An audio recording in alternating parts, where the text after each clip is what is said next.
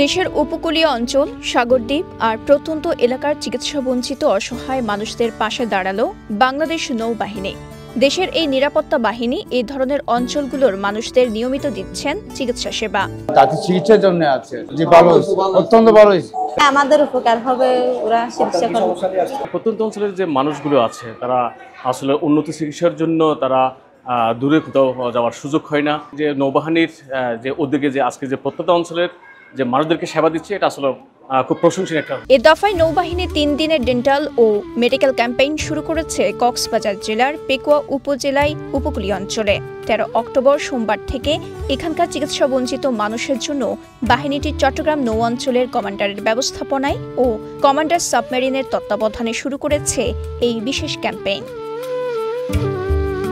জানা গেছে, পেকুয়া উপজেলার পূর্ব মগনামা সরকারি প্রাথমিক বিদ্যালয় প্রাঙ্গণে শুরু হওয়া এই ডেন্টাল ও মেডিকেল ক্যাম্পেইন আগামী 15 অক্টোবর পর্যন্ত বিনামূল্যে চিকিৎসা সেবা দিবে। বাংলাদেশের প্রথম ইমিউনিটি বুস্টার সমৃদ্ধ ফ্যান্টাস্টিক হ্যাপি এনার্জি বিস্কিট।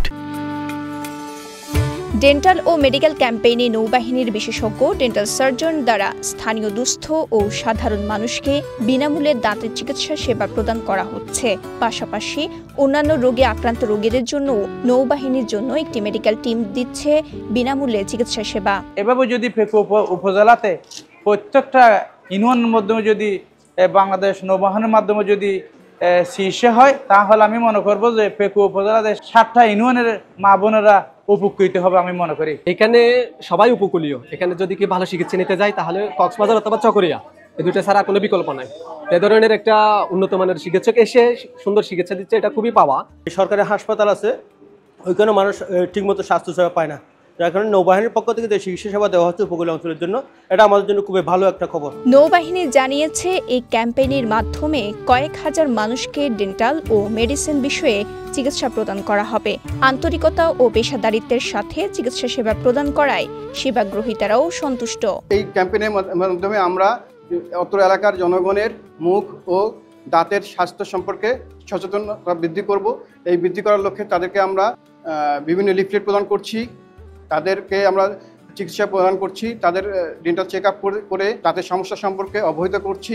চিকিৎসা সেবা প্রদানের সাথে তাদেরকে আমরা প্রয়োজনীয় ওষুধ বিতরণ করছি।